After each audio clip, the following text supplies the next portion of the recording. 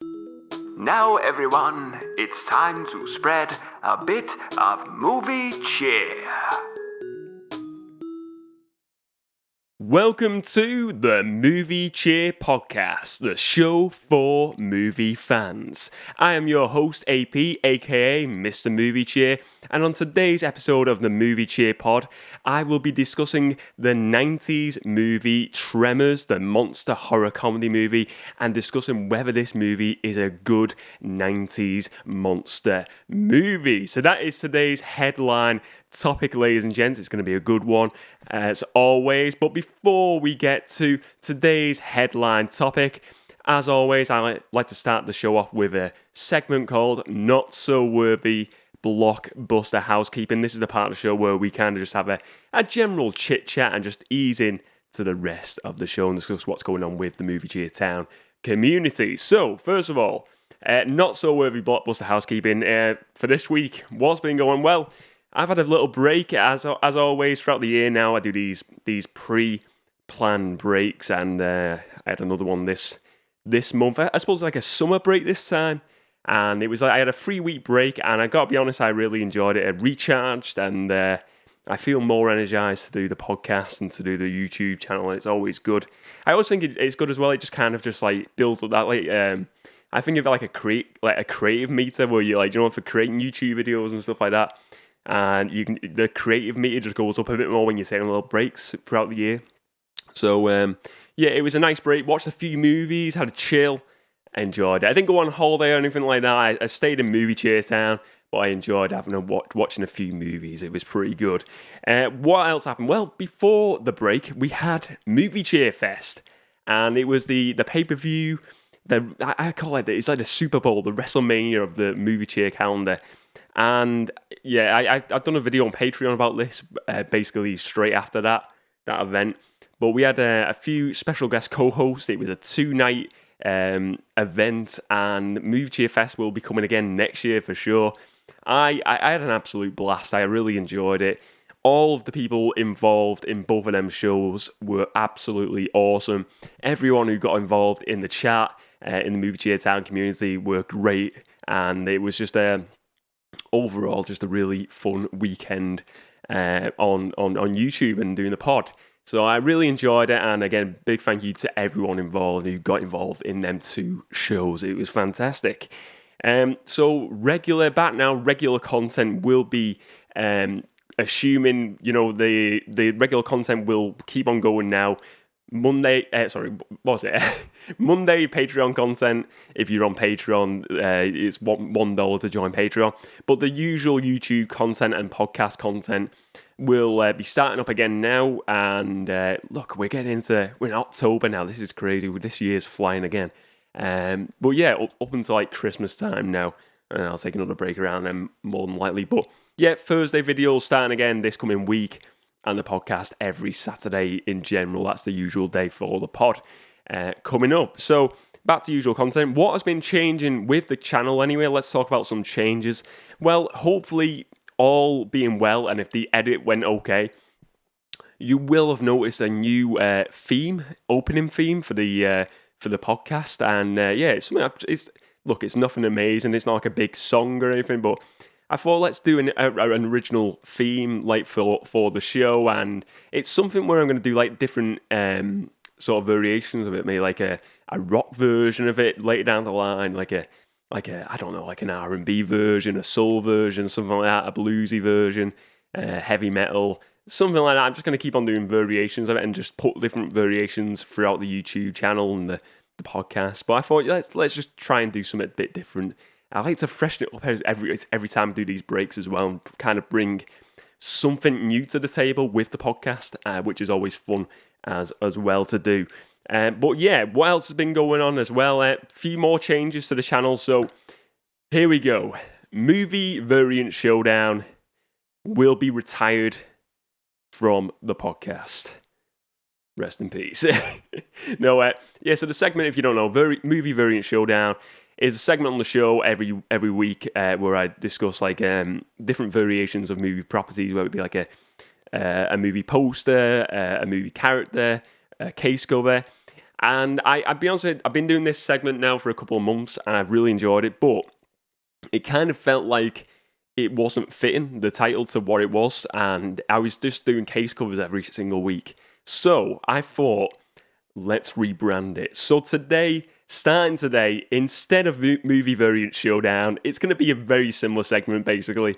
It's going to be called Case Cover Collision. That's right, Case Cover Collision. Case Cover Collision, basically, each and every week now, I'm just going to look at case covers, because I was doing that anyway. So it's really no change apart from the title and maybe a slightly different theme song for that segment of the show. Be sure to check it out. Again, all being well, if the edit goes well. Watch, none of this new stuff will be going in. It'll just be back to the old stuff. But Movie Variant Showdown, what I've decided with that, it is not going to be permanently retired. I think, occasionally I'll bring it back to the podcast. Occasionally, if I want to do something on the show. But I've decided that I'm going to, I thought, let's bring it to, like, say, some of the usual videos on Thursday, maybe take it to Patreon for a bit, and do a few different things with it there. So Movie Variant Showdown is not, it's not, like, gone forever. It's definitely going to be used in some format, some shape or form, in the future, definitely, with the channel. Latest bit of not-so-worthy Blockbuster housekeeping, last final bit of today, is Patreon, the latest Patreon video. Well, not Patreon video, it was an audio commentary, and it was the TV commentary tapes of the very first episode of Futurama. That came this Monday, and yeah, I enjoyed it. That was a really good show to rewatch that first episode again. I really do think that show would be great in live action. I think it would be amazing to see one day. But if you're God, I nearly spat out there. It's the first show back. I'm so excited. But yeah, it's look, Patreon. If you want to join the Patreon community, it's $1. You get access to the Movie Cheer vault of videos, bonus podcasts, and audio commentaries, webcomics, tons of content there. New piece of content every Monday coming on Patreon. It's there if you want a bit of like an extra slice of movie cheer. So anyway, that's it for the not-so-worthy Blockbuster housekeeping for today's show. Let's get to the headline topic. The Movie Cheer Podcast presents the headline topic for the episode. Remember to spread a bit of headline topic.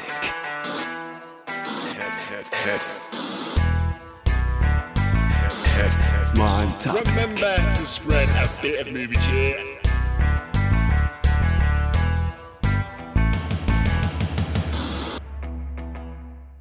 So today's headline topic, Tremors, the 1990 movie, released exactly on January 19th in the US in 1990, stars Fred Ward and Kevin Bacon. I've got my notes here. Kevin Bacon and Fred Ward. And yeah, this is a monster movie, and I want to discuss in today's headline topic whether this is a good 90s monster movie. Looking at it against other 90s monster movies, I'm going to get into that later on in this segment, in this headline topic.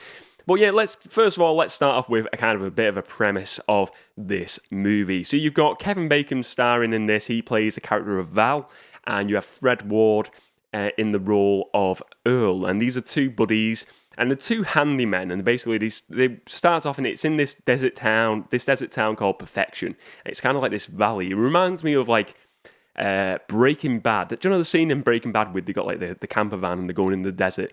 It's just like a pure desert town.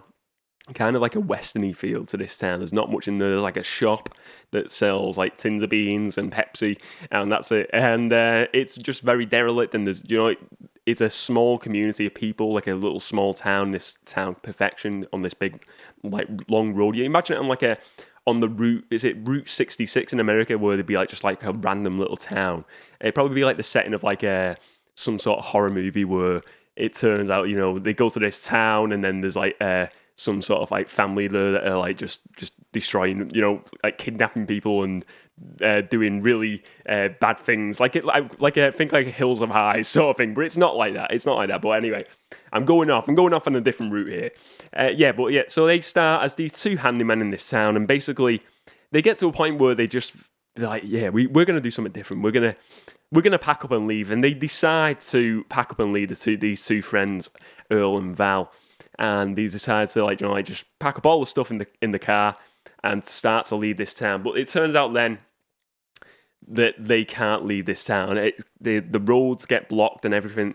And then it turns out that there is like these massive worms underground called, well, they're not called tremors. The tremors are like they think it's like earthquakes at first, and then it turns out like there's these monsters underground, and then it's a case of trying to survive and trying to kill off these monsters to survive. And the aim of the movie is for Val and Earl and the rest of the residents of this town of perfection is to survive and to kill these big worms underground, these monsters. And that's just like the general premise of the plot. So let's talk about let's get into this honest thoughts on this movie. Honest thoughts. What did I think? Look, it is a very low budget movie. It's I think it was. Well, I've got the trivia here. Well, let's talk about some trivia first. This movie had 6 sequels, 6 direct-to-DVD sequels. One of the guys who's in this first movie is in pretty much all of them. I think Fred Ward is in the second one, but yeah, that's where it goes with that. It was a $10 million budget, this movie, so it's a very low-budget movie, even for a 1990s movie, very, very low-budget movie. It made 16.7 at the US box office. Don't think it got a UK release as far as I'm aware. I may be incorrect, maybe it had a later release, maybe a few years later. So it didn't really make a massive amount, but it feels like it's got like that cult status, this movie. It's got that cult status with the fans of this movie now. The monsters in this movie, the worms, so I say they're like worms, they're kind of like worms come like giant snakes, really. Apparently they're known, this is according to Wikipedia, they're known as grabites. So maybe later on in the franchise they're known as grabites. But this franchise also has spawned TV shows as well. So it's really spawned a lot of spin-offs. And as far as I'm aware, Kevin Bacon only starred in the first movie, to my knowledge, unless he had some sort of like cameo in a later one maybe. But yeah, let's get to honest opinion of this movie. Honest opinion then. Low budget, does it work? Does it work as a low budget movie, a low budget monster movie? I think it does. I think it works as a low budget monster movie. You can tell it's low budget by, I think, the setting. They've obviously went for a desert town setting because they haven't got to worry about tons of traffic and cutting off like sets and stuff like that. The town is very minimal. The settings, there's a lot like a few camper vans and stuff like that. So you can see it's a very low budget. But I think it works for this movie. They kind of use that to its strengths with there's parts of the story where they say the tremors, the monsters can't go to the mountains because if they hit hard rock, we see in this movie they kind of just knock themselves dead, and the dead, that's them out. So they kind of avoid that, and that they use that as a plot thread throughout this movie. It's like, let's get to the mountains because they can't get to the mountains, and I think it works with the desert feel. You see them coming through the ground, and you see the dirt coming up in the desert feel, and they use the sort of that as a Jaws effect, like a slasher type effect of this, you can see it coming through the ground, and it's like, oh no, it's like the fear of it coming, and they don't show the monster on them scenes in certain scenes, and I think it gives it, it builds up that anticipation for the monster coming. I think it works like that, and I think the set they use, like I said, it's a very limited set. For instance, they're on top. In part of this movie, they go on top of the buildings to avoid the floors, because if they start making noise on the floor, the monsters will come, the grabites will come through the floor and basically pull them on the ground and eat them. So they're staying on top of the sets, top of the roofs. But it works because they're kind of looking down, and then they use little plots to, the shoot in the ground, or the buildings start enclosing in and stuff like that. And they use them sort of very low budget sets to the weaponry, and it works with the film. I think it works well. But yeah, I gotta say, really though, honestly, I enjoy this movie. This was a first time watch for me. I never watched Tremors before. It's one I've heard mentioned a lot of times over the years, Tremors, a lot of times, and never one I checked out. And I do like Kevin Bacon. I think he's good. Big fan of Footloose. Footloose is a really good movie. I can't say I've watched a ton of Kevin Bacon movies, though. I probably off the top of my head now, I can think of like Footloose and X-Men First Class, and I'm sure what was that one? There was I'm trying to think of that one with, is it Denise Richardson? Is it Cruel Summer or something like that, or Cruel Intentions or something like that? I remember he's in that as well. That one I remember watching as well, but I don't think I've watched like a massive amount of Kevin Bacon movies, but this is a fun one, and I went into this not knowing anything about this. It kind of feels, when you hear Tremors, I always think it sounds like one of them 90s movies, like a tornado. And I thought Tremors, it's going to be like earthquakes or something, and I didn't realise until watching it, it's monsters. It's these big worm creatures. But yeah, I think it works well. I think they make good use of the practical effects in this movie. You can see it's got like a vibe of, I've wrote down in the notes, the space slug from Star Wars Empire Strikes Back, where the Millennium Falcon is in the cave, and then like they realise that they're in an actual creature, and then the space slug comes out of that big hole when they're escaping. The Grabites, the Tremors, they remind me of that space slug in Empire, and the effects at times are very basic. Like at first I thought, so it comes up, you see at first like the smaller Tremors first of all, like, and they look kind of like a bit like sock puppets. And I'm being honest, it kind of is, it is low budget, and it wasn't until like a certain point when someone is getting pulled through the ground, and we see like the big one rise, like the big like tremor coming through the ground, the big Rabite, and then it looks a bit more fearsome. It looks more like a real monster, and it kind of gives you like, oh right, okay, this is something's going down now. So until that point, it does feel a bit like it's just like they're playing with sock puppets monsters, and they don't feel as like threatening. I think it works better at first when they don't show monsters in these sort of movies, kind of have that feel of like, what is it going to look like? Because I always think sometimes once you see the monster, the fear factor goes down, doesn't it, a bit more? But yeah, I think it works when you see the big, obviously the big Grabite in this. But I think the little ones don't look as fearsome as the big one. But yeah, I really enjoyed it. I think the practical effects are really done well in this movie. And honest opinion, I would really recommend this movie to people. It's not going to win awards for best movie in the world, but it was a fun movie to watch. It was entertaining. It's a monster horror comedy, and it's definitely got all of those elements in there. It's got comedy for sure. It's a movie, I kind of like liken it to like a Shaun of the Dead in a way. It's kind of got that sort of like more of that sort of like vibe of a comedy vibe. It's not like a serious movie. There's not like any really serious moments in this. It's like it's very, very silly at times, you know, like the plot threads and stuff like that, but it's enjoyable, it's entertaining, and I really enjoyed it, and I think it really worked well. I like the ending as well, where like Kevin Bacon's like, I've got a plan, and then his plan doesn't work. He throws like this dynamite at this big Grabite, and then basically. Then, spoiler warning for the ending, the tremor just goes and just like misses him. He jumps out of the way and it goes off the cliff. And it's just, you know, very basic ending really, but it works, you know. And what cracks me up as well, the splatters of blood when they like blow up one. It's just like, it's like orange. There's one point it's like orange paint. It just looks like like all the cast members are on set and someone chucks like these like orange sponges full of like orange paint, just throws a load at the cast, and it just cracked me up the way it looked like, really, like, seriously, that's what the blood is. But yeah, that was good. Let's have a look at the notes anyway. Let's see what else we're going to talk about with this. Favorite moments of this movie anyway. I think one of my favorite scenes in this movie for sure. There's two cast members. There's a couple who are kind of like they kind of like remind me, like they're like inspired by Rambo. They're like, and this is one of the guys who's in all the other movies. Basically, he's got a mustache. The guy, you'll know him if you watch the movie. Him and his partner, they're like obsessed with weapons. They have their own like gun shelter, and they're basically at one of the locations in this movie, outside of the town.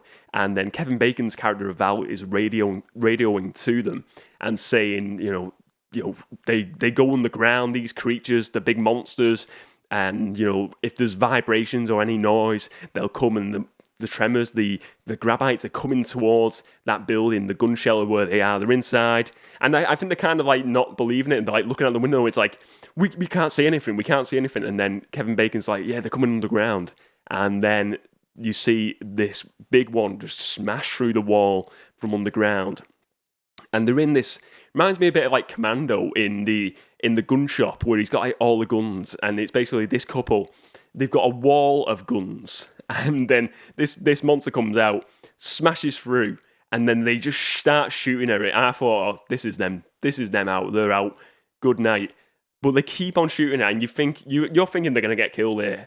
No. They just keep on shooting, and they just keep on grabbing guns off the walls, and they just keep on grabbing just random weapons, just a different weapon each time, just like, and it's just so fun. It's just a really fun scene, and that is for me a really good scene in the movie. Another scene I really found to be probably the most gruesome scene, not like really gruesome, but probably the most gruesome scene in this movie, is when there's the guy who owns a shop, and this is like a major part of a major location in this movie, this shop, and they're all in there, and they're all like jumping on top of the shelves to get higher ground, and about to go onto the roof, and you see the shop owner just from underground, the Grabite just come up from the ground, this big one, and just has him in its mouth, and he's bleeding, and he's like help me, and it just like you see all the blood, and then it takes him underground. But I think for me, that is one of the most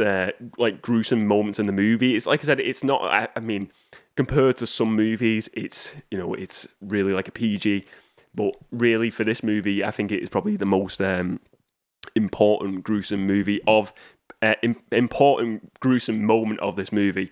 But where did these monsters come from? That's what I want to discuss.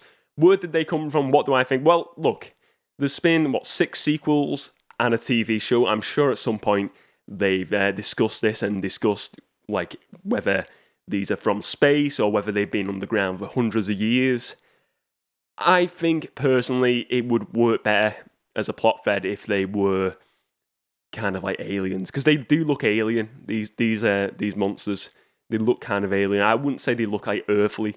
Even if they were like prehistoric, they don't look like something that would have been like in a Jurassic Park movie. For me personally, I think they definitely look like an alien creature. I'd be interested to know that. Let me know if you've watched the latest sequels. First of all, let me know if you watched any of the sequels, and if any of the sequels are any good. And if you find out in any point in the future of Tremors, the franchise, whether they are aliens or they're underground or maybe something else. Let me know for sure.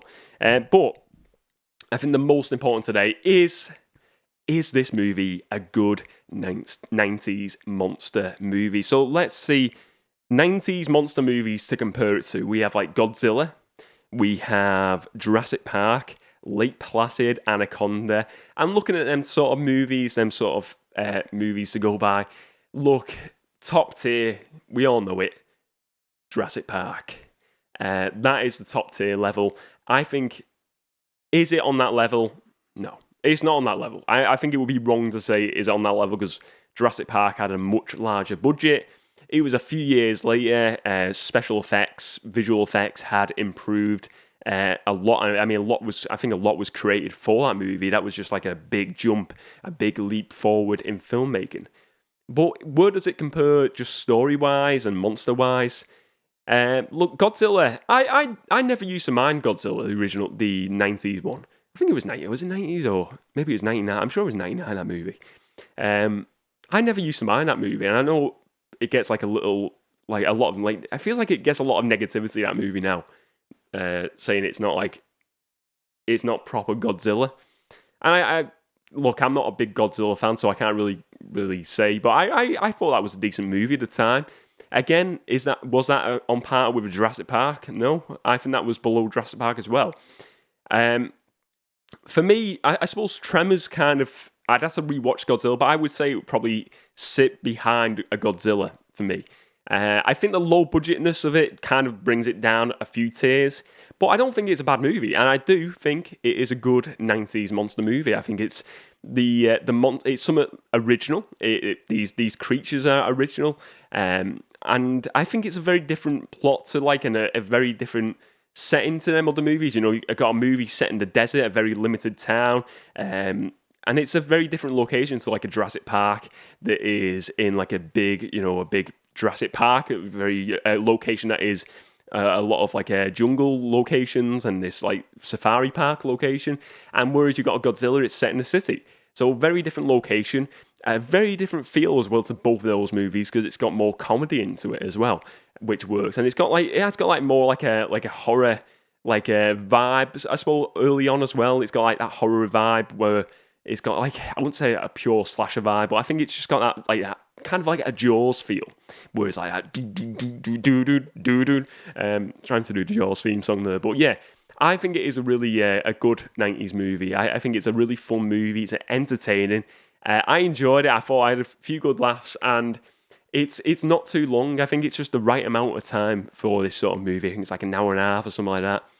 For me, that is the right amount of time for a movie nowadays. I like to have I don't want 2-hour movies now. It's got to be something special for me to do a 2-hour movie. I don't know how you all feel, but let me know your thoughts on that. But yeah, I enjoy it. I think it's a good 90s movie, good 90s monster movie.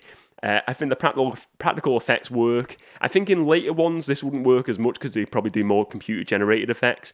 But I think the practical effects just gives it a bit more, I don't know, realness to it. You know, I always think that with the original Star Wars, there's something about practical effects.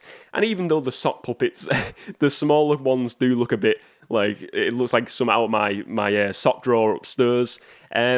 The bigger ones, the bigger Tremors, the bigger Grabites do look more monstrous, and I think it works. So overall, I really enjoy this movie. I thought it was very entertaining, a good Kevin Bacon movie, and yeah, I enjoyed it. Definitely a good 90s movie. But let me know your thoughts, ladies and gents. But anyway, that's the end of today's headline topic. Let's move on with the rest of the show. Case covers take on other case covers. Can you handle that? Case cover collision. Case cover collision. Case cover collision. Each and every week on the show, I choose different variants of a movie property case cover and put them up against each other and let them collide to see which one is the best. And today on Case Cover Collision, I will be looking at the more recent Halloween movie, Halloween Ends. That is right. And I'll be looking at the DVD and 2 special Steelbook, Zavvi exclusive Steelbooks, that's correct, today. So putting them all against each other to find out which one is the winner of Case Cover Collision. So first of all, let's start off with the very first one I'm going to discuss, and that is the Halloween Ends standard DVD case cover. This is also the standard for the Blu-ray as well. So we got let's first of all, before I get into the cover, Halloween Ends, I will say I've not watched any of these new movies. I'll be honest with you, I've only watched, I think I've watched a few of the original ones, but I'm not a big horror guy. I did think, we're around Halloween time. Let's go and do a Halloween case cover. But yeah, I'm interested in watching these. So I think I've seen bits of the new one. Maybe it was on TV, the first one of this new trilogy, and it looked pretty decent while I watched it. But yeah, it's one I'm definitely going to be interested in watching the trilogy. I'm going to try and watch them over Halloween. I probably said the same thing last year, and I didn't watch them then. But yeah, Halloween Ends. So this has just come out more recently. I think it came out a week or two ago, and I think it went to streaming, I'm pretty sure, straight away. Maybe it had a limited release in cinemas, but let's get into the DVD cover first of all, the case cover of this DVD. So first of all, we have Michael Myers. That's correct. I was going to say Jason then. People will be with pitchforks at me. We got Michael on the front cover, his mask, and I mean, I think probably a lot of people know this now. Wasn't it a William Shatner face mask, and they painted it for the first movie, and that's where it came from. I'm looking at it, I can't see William Shatner. I can't see Captain Kirk in this. But yeah, this front cover here, let's discuss it. Top of the cover, we have Halloween Ends in this bold white text, very strong text. Nothing special, just very white plain, but very bold. And then it's a very dark cover. We got like it kind of has like this gradient, variant from black to the fire from one corner to another. This variant of color. It goes from black to like an orangey red to a fire, and you see like flames at the bottom, like sparks of flames. And then the big part of the cover is you see Michael's face, his mask, and it's just him, a big close-up shot of him looking at something, like looking to the horizon. And it's kind of, I suppose, the fire is like Halloween Ends. He is the Halloween franchise. It's like, will it end? Will he get killed in the end? And I suppose this is what the colors work here for this movie. I like it. I think it is it's a horror movie, so you've got to say dark colours are meant for horror movies. So I think looking at a point of this being a horror movie, I think it works really well. I think, again, the horror mask looks scary, and I think if you're looking down the horror aisle at HMV or wherever you shop for your movies, you see this, and maybe you've never seen the franchise before, you see this Halloween mask, you think, wow, that looks like a really scary looking guy. It's like, I'm intrigued to see what this looks like. But it doesn't do anything special, but I think it works for the fact that it gives you that, you're looking at this, you're not thinking it's a Disney movie, it's a horror movie. I like the colours, it's plain, but it works for me, and I think the bold text of Halloween Ends really works as well. If you're a fan of the franchise, or it's straight away, it's a very noticeable text. Noticeable text in the sense it's a bold font that it looks very clear to what movie this is, Halloween Ends. But yeah, I like the DVD cover. I think it works well. I think it works well with the mask as the front piece of this cover. Now let's go to that one is not a Xavier exclusive, I must say, that is just a standard. So we're going to go for now one of the steelbooks. So this is the Halloween Ends Xavier exclusive 4K Ultra HD Steelbook, includes the Blu-ray as well. So let's look at this one. This one is very different type of cover. This one will appeal to fans of the franchise, collectors of the DVD, of the physical media copies of this franchise, I imagine. Look, this is a really nice cover. You've got, first of all, Michael front and center again, and he is whereas last time he was like side on, this one he's looking straight at the camera with the mask on, and it's kind of like a cartoony look to this. It's kind of like it's like a hand-drawn black and white look to it. It's like all hand-drawn. The same text of Halloween Ends, but this time it is central. It's in the center of this, and it's kind of like you see in the background, it kind of looks like, to me, what I'm looking here, it looks like orangey. I don't know if maybe it's the way on my phone I'm looking at it, but it looks more orange than red. But it looks like it would be like blood stains, and there's like, you see like stains of like black. Maybe the black is meant to signify like blood in this, and the orange is meant to signify like pumpkins for Halloween. Maybe it is orange. But yeah, it's good. You got the knife there at the bottom. I love the hand drawn effect to this as well with Michael. I think it really looks like a Vincent van Gogh painting, something like that, in that sort of style, that the hand-drawnness of this. I really like this. I think it's a really stunning looking steelbook, and I really love the colours work really well. It's a very bright one as well. Again, very got that pumpkin vibe to this, whereas the first one, the DVD cover, was very dark and very horror-like. This has definitely got a horror feel, but it's got a very more bright feel and a bright appeal to this. I really like this. So compare it to the first one, the DVD case cover, in this one, I gotta be honest here, most of the time, the steelbooks, there's a lot more effort put into the artwork, and for me, this steelbook definitely wins through so far. So that is the the Xavier exclusive 4K Ultra HD steelbook, which includes the Blu-ray. Now I'm going to go to the final case cover of today's show, and the final case cover I'm going to discuss is the Halloween Ends, another Xavier exclusive 4K Ultra HD alternative artwork steelbook, includes the Blu-ray. So it's basically the same one as you get with the other steelbook, but it is an alternative cover this time round. And again, this kind of goes back to the first cover, very dark colours. Same again with the text, very bold text of Halloween Ends, central again. It's put to the right a bit in the middle, but it's a very different placement. It's different placement from the other Zavvi exclusive. Bit to the right, but it is centre and very large.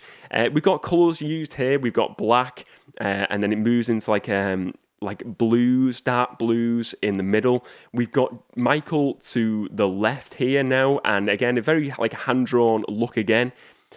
He's in like a black and white colour here, and he's kind of looking side on this time rather than looking central. But it is very, like you've got the knife that is pretty central again. And it looks like they're using different colours. Rather than using like red for blood, they're using different colours here. It's like, whereas it looked like black in the other one, this one they're using like blue as the look of like blood in this, which is, I don't mind it. I don't think it looks bad. I think it looks like a very menacing, he looks probably the most menacing here out of these three covers. The first one looks, it looks like a horror. You look at it and this is a horror character. This one, I'm looking at it, I'm thinking, this guy looks menacing to me. He looks menacing, he looks scary. I mean, I wouldn't want to show this to a child, this case cover, because it would probably be looking and thinking, wow, this looks horrifying. I certainly wouldn't if I was a child. When I was a child. I was a child at one point. But yeah, I don't mind this cover as well. I think it's good. I think it's good use of colour. Very, like I said, dark blacks to the dark blues, then to a small, like a lighter blue in the middle. The cartoony, sort of like hand-drawn look to Michael again. I think it works well. Bold text of Halloween. Very strong looking cover here.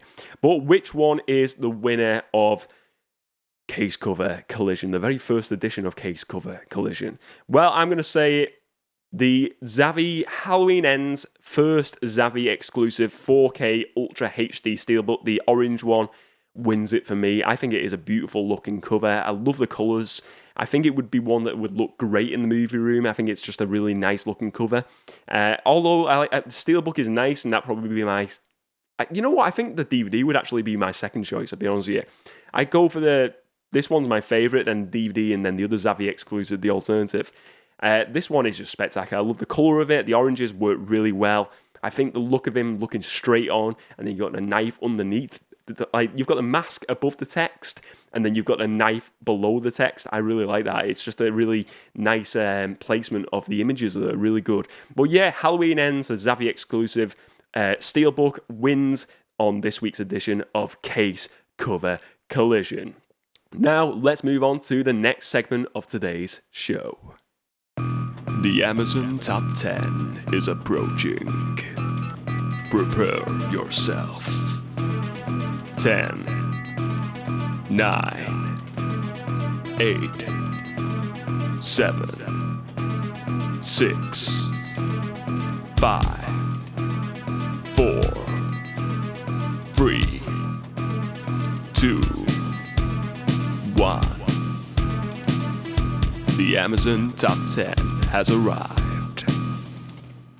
The Amazon Top 10. Every week I give you the Amazon Top 10 of bestsellers for physical media for DVD, Blu-ray and 4K on amazon.co.uk. And let's go for the Amazon Top 10 this week. Let's see what is in there. First of all, we've got at number 10, No Time to Die, the latest James Bond movie on DVD. That is at number 10. At number 9, we have Fisherman's Friends 2, One and All on DVD. And number 8, we have Top Gun Maverick, the 4K. Great movie. Number 8. And number 7, we have Jurassic World Dominion on Blu-ray. And number 6, we have Thor Love and Thunder, the DVD. At number 5, we're getting into Halloween territory now. We've got Terrifier box set, Terrifier 1 and Terrifier 2 on Blu-ray. That's at number 5. Top Gun Maverick takes the number 4 slot, and that is the Blu-ray of Top Gun Maverick. At number 3, we have Minions, The Rise of Gru on DVD. I don't know if that movie's out yet. I think that might be a pre-order on that one. Or maybe it has just come out. That's at number 3. And number 2, we have the Elvis movie on DVD. Another really good movie. Really enjoy that one. And at number 1, this one has been round the top slot for the top spot for a while now. It might have been knocked off once or twice, but it's been coming back into Downton Abbey: A New Era on DVD. That movie is at number 1 on the Amazon Top 10 for this week. Now, let's move on to the final segment of today's show, What's Been on the Screen. Ooh, what's been on the screen?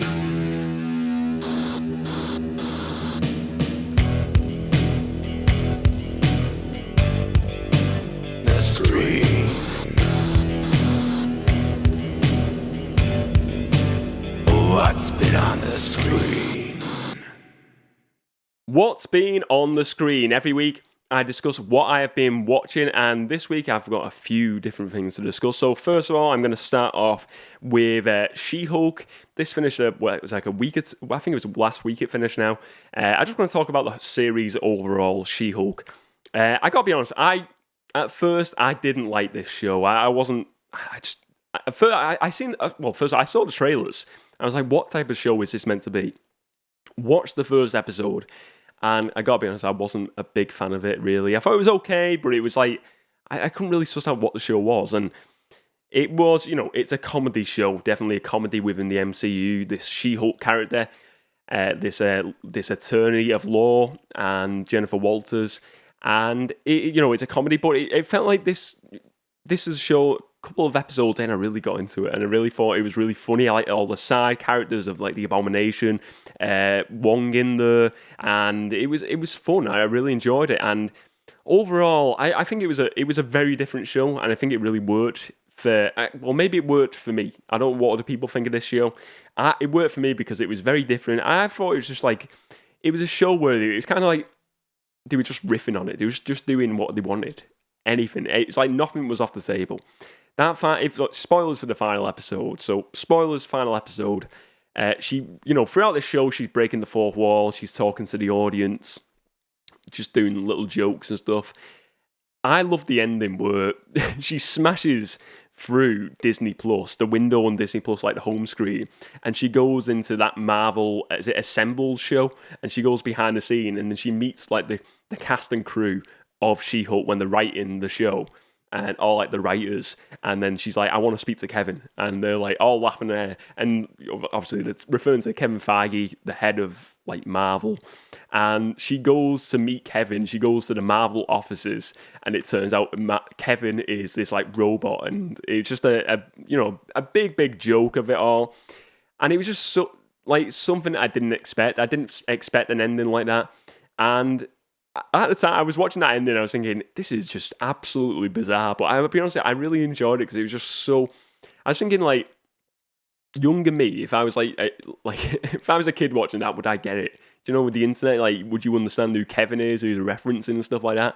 But adult me is just like, this is just really funny. It's really funny. It doesn't take itself too seriously at all. Like, there's zero amount of like seriousness to this show, and she called out the ending. She was like, this ending's been done in loads of Marvel stuff before. And she's like, we want to rewrite the ending. She rewrites the ending of what the ending was going to be. And I thought it was really fun. I really liked it. I hope they do another season of this. And I think she would work best as like her own thing. Kind of like Deadpool. I think, maybe the odd cameo. I don't see her being in the Avengers personally, this character, unless they massively change the character. You'd have to, because I think that wouldn't work. If you have like a serious Avengers movie, and if you have her in the breaking the fourth wall, I think audiences would be like, just like pitchforks on it. But I really enjoyed it. I think it worked really well, and I really enjoyed the show overall. I thought it was really good. I just want to discuss as well, Werewolf by Night, and as well another Marvel property, MCU. Kind of one I would recommend watching around Halloween. So this is a short film by Michael Giacchino. A lot of people would know that name as he is the composer for a lot of the Marvel stuff, and he's a really brilliant composer, Michael Giacchino, but he stepped into the director's chair for this one. He also did the music as well. And this show it's a black and white. I think it's like a comic book series, a comic book run in like the 80s maybe, I think, or the 70s, Werewolf by Night, and it's very like a Hammer horror type feel. And it's all these monster hunters go to this house, and they have to do this monster hunter competition, hunt down this monster. And we see this character of Jack Russell, one of these monster hunters, who turns out he's a werewolf. He is Werewolf by Night, and they're trying to find this monster that is called Man-Thing. And spoilers for this, it turns out Jack Russell and Man-Thing are best friends, and he's going there to try and find his friend to help him break free. And I really enjoyed it. It was like I said, it was black and white. It had that sort of like classic horror feel to it, which was really cool. The music, the vibe, the black and white worked really well. It did go to colour at the ending. It like kind of went to real colour then. But I liked it. I think the negatives from this, and I think I saw a few people saying the same thing. It was very short. It was very short. It was like 40 minutes long, maybe. I think it would have been great to see more of this. What I watched, though, I enjoyed it. It was, it wasn't breaking any boundaries, really. But it was also in the fact that we were getting horror in the MCU, so that was totally different, something we've never seen before. But I enjoyed it. I thought it was something different, a different vibe, and I'm looking forward to seeing more of these monsters. I would have loved to have seen a Blade cameo, though, in this. It would have been great to see, but we didn't get it. But overall, Werewolf by Night, if you've not watched it, check it out at Halloween. That's one I'm definitely going to be rewatching at Halloween as well. But anyway, that is it for today's show. That's what I've been watching this week. If you enjoyed today's show, please do give it a like and leave a comment and subscribe to the channel if you're watching on YouTube. If you're listening to this via a podcast app of your choice, please do leave a 5-star review. It really helps. And let me know your thoughts on the movie Tremors. Are you a fan of this movie? Let me know your thoughts on all of today's movie-related topics, ladies and gents. It's been a great show as always. Remember to spread a bit of movie cheer, and as always, I will see you next time.